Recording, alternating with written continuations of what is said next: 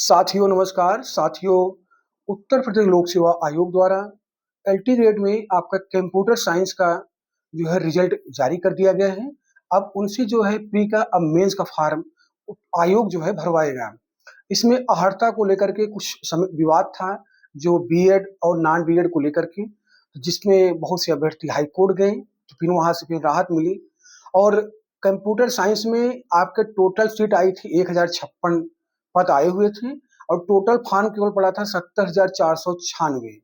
और परीक्षा में केवल मात्र बैठे हैं 30,515 अभ्यर्थी परीक्षा में इनको दिए हैं, और पास कितना हुए हैं 682।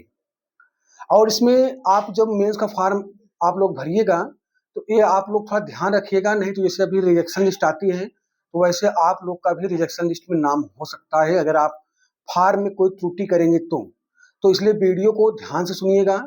और जो है कि पूरा मतलब अगर ध्यान से सुन लेंगे तो कोई फॉर्म में आप भरने में कोई गलती आपसे नहीं होगी।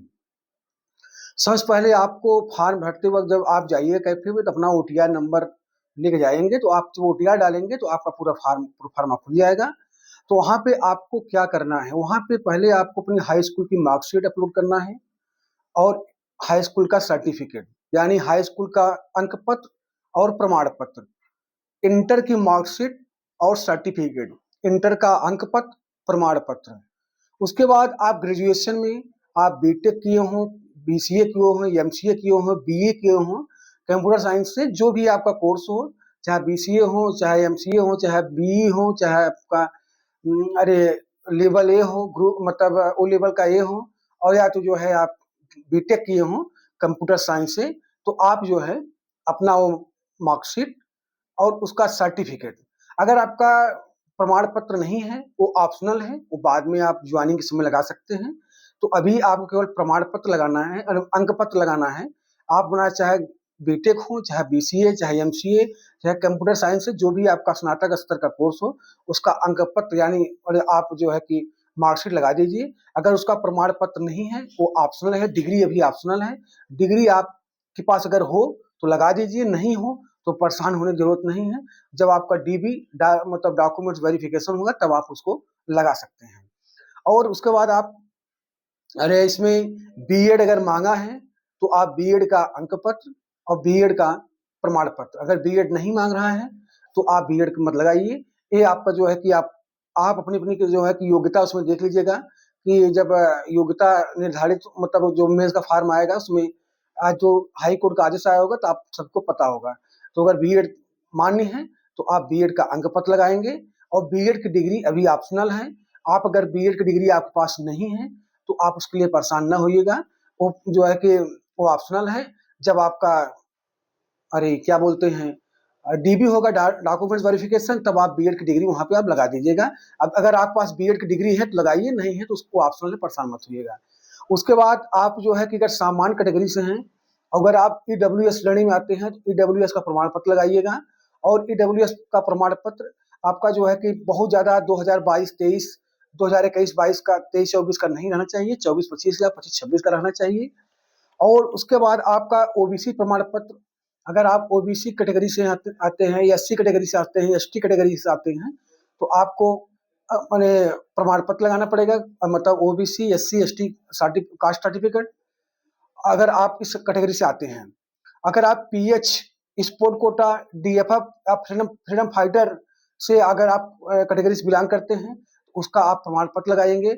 और एक बात और आपको बता दूं, जो है कि स्पोर्ट कोटा में आपको केवल नेशनल और इंटरनेशनल ही प्रमाण पत्र मान्य होगा।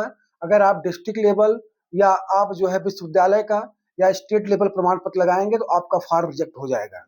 और डीएफएफ प्रमाण पत्र आपका मानक अगर पूरा करता है, नहीं कि जो है कि आपने फर्जी बनवा लिया है, गलत बनवा करके डाल दिया है, तो भी फॉर्म आपका रिजेक्ट हो जाएगा। इस बात का ध्यान रखिएगा, डीएफएफ प्रमाण पत्र आपका सही होना चाहिए। और स्पोर्ट में जो स्पोर्ट प्रमाण कोटा में मतलब खेल प्रमाण पत्र में केवल आपका राष्ट्रीय और अंतर्राष्ट्रीय मान्य है, राज्य स्तर, जिला स्तर और विश्वविद्यालय स्तर का मान्य नहीं है। और जो भी अभ्यर्थी गवर्नमेंट जॉब कर रहे हैं कहीं भी किसी भारत के किसी कोने में, तो उनको जो है एनओसी लगाना है। अगर आपके पास अगर एनओसी नहीं है तो एनओसी ऑप्शनल है, जब आपका डॉक्यूमेंट्स वेरिफिकेशन होगा तब आप एनओसी लगा दीजिएगा, लेकिन अभी एनओसी आपका ऑप्शनल है। अगर आपका वहाँ पे केवल जो है कि जहाँ पे एनओसी माँग रहा है गवर्नमेंट, अगर आप पूछ रहा है कि आप गवर्नमेंट जॉब कर रहे हैं, तो आप वहाँ पे यस कर दीजिएगा। यस करके बेसिक पे डाल दीजिएगा और मतलब डॉक्यूमेंट्स अपलोड करने की ज़रूरत नहीं है। जब आप डीवी होगा तब आप ला करके जमा कर दीजिएगा। तो अभी आप इसके लिए परेशान मत होइएगा। लेकिन हाँ, गवर्नमेंट जॉब कर रहे हैं तो ज़रूर यस कर दीजिएगा। हाँ, मैं गवर्नमेंट जॉब कर रहा हूँ, वहाँ गोला मतलब सामने वाले टिक पे यस कर दीजिएगा और अपना बेसिक पे डाल दीजिएगा। और सबसे बड़ी सावधानी ये बरतिएगा, आप लोग फॉर्म भरते वक़्त, महिला है तो महिला में फॉर्म डालिएगा, पुरुष हैं तो पुरुष में। अभी मैं देखा अरे 14 विषयों में बहुत लोग महिला हैं तो पुरुष में, पुरुष हैं तो महिला में फॉर्म डाल दिए हैं। इतनी बड़ी गलती किए हैं। ओबीसी हैं तो फ्रीडम फाइटर में फॉर्म डाल दे रहे हैं, एससी में डाल दे रहे हैं, एसटी में। तो आप लोग इस बात को ध्यान रखिएगा, अपनी कैटेगरी मत चेंज करिएगा। आप अगर इस बात को मतलब जो है कि आप एससी हैं तो ओबीसी में डाल दें, ओबीसी हैं तो एसटी में डाल दें, ओबीसी हैं तो फ्रीडम फाइटर में डाल दीजिए। तो ऐसे लोगों का फॉर्म रिजेक्ट हो जा रहा है लोक सेवा आयोग। और आप लोग जितना जो आप फॉर्म भरेंगे तो जो है कि जो आपकी अधिमानी अर्हता है उस पूरा डिग्री आप जितनी आपकी मार्कशीट आपने जो मतलब फॉर्म भरते वक्त जो मार्कशीट आपने अपलोड किया है उस मार्कशीट को जो है कि आप अरे जब आपका फॉर्म आप लोक सेवा आयोग में A4 लिफाफे में आप भेजेंगे तो उसके ऊपर जो उसके अंदर उसको डाल करके जो आपने फॉर्म भरा है फॉर्म का 4 पेज निकलेगा, उसको भी लगा करके और एक जगह फोटो लगेगी और सिग्नेचर और अपने जहाँ-जहाँ सिग्नेचर माँगा है वहाँ सिग्नेचर और अपने डॉक्यूमेंट्स को सेल्फ अटेस्टेड करके अपना डॉक्यूमेंट स्व प्रमाणित करके उसको लगा दीजिएगा। और लिफाफे के ऊपर एक स्लिप मिलेगी, उस स्लिप को चिपका करके आप लोग कोशिश करिएगा उत्तर प्रदेश लोक सेवा आयोग जा करके हम गेट नंबर 3 पे अरे कस्तूरबा गांधी मार्ग जो सिविल लाइन कार्यालय है वहाँ पे जाकर के जमा करिए आयोग के काउंटर नंबर 16-18 पे। और वहाँ पे जब जाएंगे तो दो स्लिप मिलेगा, उसमें कुछ डालना नहीं है, आपको केवल विज्ञापन संख्या डालना है, अपना नाम डालिएगा और उसके बाद जो है कि महिला है पुरुष हैं और डेट डाल दीजिएगा बस। और उसमें ओटीआर नंबर कुछ नहीं डालना है, वो आयोग खुद आपको संख्या देगा, क्रमांक संख्या आयोग खुद देगा। और दूसरी बात सावधानी ये बरतनी है कि जो डॉक्यूमेंट्स आप लोग अरे भेजेंगे, अगर दूर से अगर नोएडा गाजियाबाद से भेज रहे हैं तो समय से आप जो है कि डाक विभाग के द्वारा भेजिएगा, कम से कम 10 दिन पहले भेजिएगा।